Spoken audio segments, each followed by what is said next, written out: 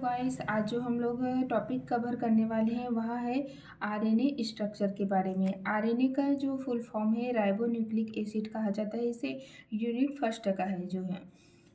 इसका इंट्रोडक्शन है। RNA ribonucleic acid होता है। यह मुख्य रूप से कोशिका द्रव्य केंद्रिक जो है न्यूक्लियोलस में पाया जाता है। कोशिका द्रव्य जो है साइटोप्लाज्म में यह मुख्य रूप से पाया जाता है।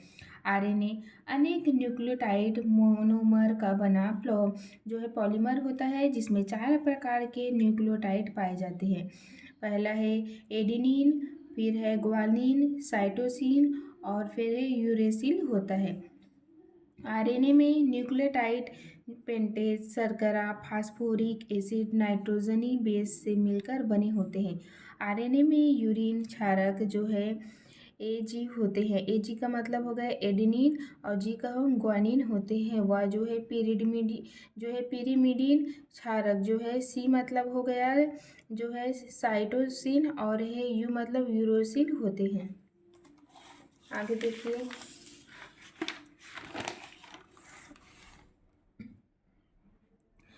आरएनए माइटोकॉन्ड्रिया जो है क्लोरोप्लास्ट व यूकेरियोटिक सेल्स में भी पाया जाता है। कुछ पादप वायरसों में यह जो है आनुवंशिक पदार्थ के रूप में कार्य करता है। तंबाकू में मोज़ेक वायरस, शलजम में पीला मोज़ेक वायरस, कुछ तंतु वायरस एवं जो है बैक्टीरिया फेस में भी आरएनए आनुवंशिक पदार्थ का कार्य करता है।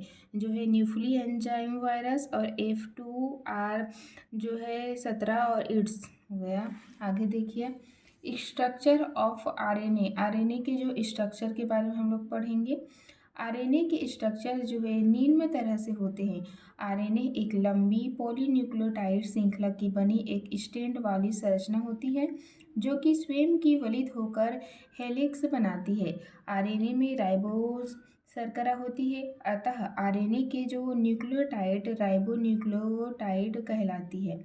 आरएनए में एडेनिन, ग्वानिन, साइटोसिन, यूरेसिल नामक नाइट्रोजनी बेस क्रम पाए जाते हैं। आरएनए में जो है A/U=G/C=1 के समानुपात होता है। आरएनए में एक ही स्ट्रैंड में जो अणु युग्मन इसे स्थिरता प्रदान करता है। आरएनए विभिन्न प्रकार के होते हैं तथा प्रोटीन संश्लेषण के समय अलग अलग कार्य करते हैं। कुछ जो प्लांट वायरस में आरएनए जेनेटिक मटेरियल होता है या फिर उसके भांति कार्य करता है।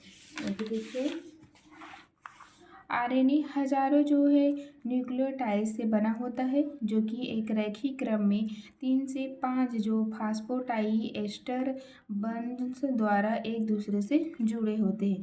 ये जो है आरएनए का स्ट्रक्चर है। Types of RNA. आरएनए कितने प्रकार के होते हैं इसके बारे में हम लोग जानेंगे।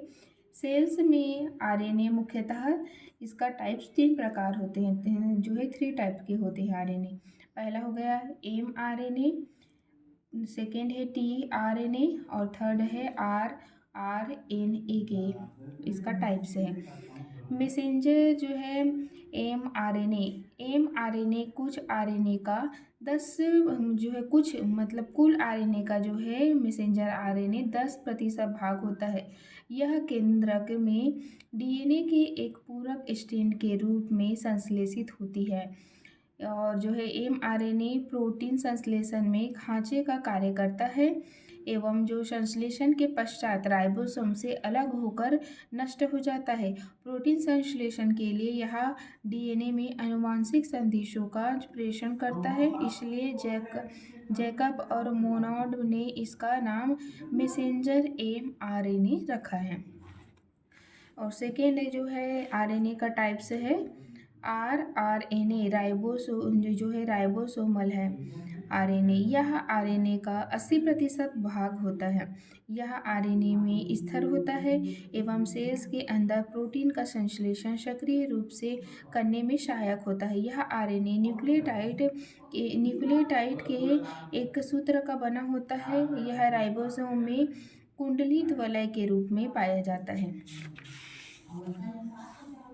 अब पढ़ेंगे हम लोग tRNA ट्रांसफर। यह आरएनए का ओनली 10% भाग होता है तथा आकार में सबसे छोटा होता है। टीआरएनए प्रोटीन संश्लेषण के समय एमिनो एसिड को जो है साइटोप्लाज्म में जो है से राइबोसोम तक इसके बाद एमआरएनए के विशिष्ट कोडोन तक जो स्थानांतरित करता है, इसलिए इसे टीआरएनए कहते हैं। प्रत्येक टीआरएनए अणु में 60 जो न्यूक्लियोटाइड पाए जाते हैं। टीआरएनए को घुलनशील आरएनए, सुपरनेटेड आरएनए या एंडोटर जो आरएनए भी कहते हैं। इसका फंक्शन है टीआरएनए अणु कोशिका द्रव्य में उपस्थित जो अमीनो एसिड के अणुओं को राइबोसोम तक ले जाते हैं। इसका स्ट्रक्चर है आरएनए स्ट्रक्चर ऑफ टीआरएनए का ये जो स्ट्रक्चर देखिए, जो रॉबर्ट हॉली नामक वैज्ञानिक ने टीआरएनए की क्लेवर लीफ संरचना प्रस्तुत की है। ये उसकी संरचना स्ट्रक्चर है। ये जो है एंटीकॉन लूप है और ये लूप है, ये जो है राइबोसोम बिल्डिंग साइट और ये टी लूप है, फिर ये डी लूप है और यहाँ से अमीनो एसिड निकलता है।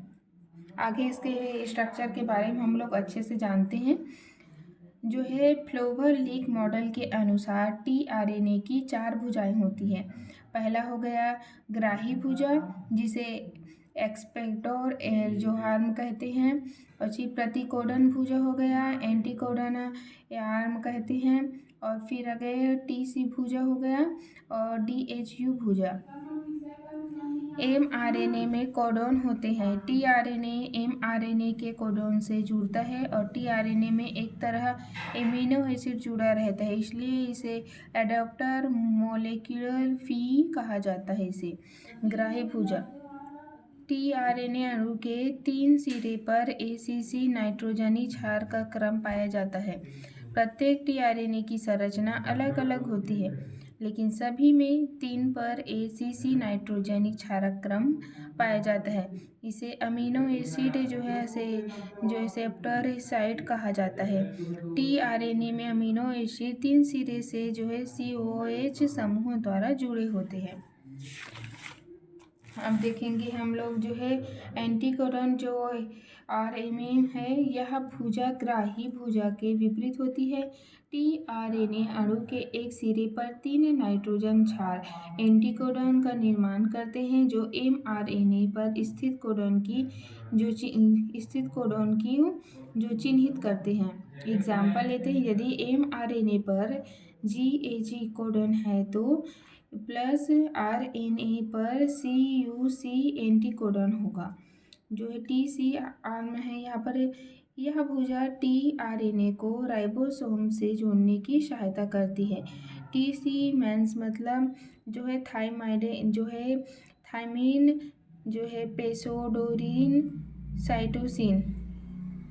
इस भुजा को राइबोसोम जो है बिल्डिंग साइट भी कहते हैं। यह T या TU लूप बनाता है। जो है DHO आर्म है, यह D या DHU लूप बनाता है।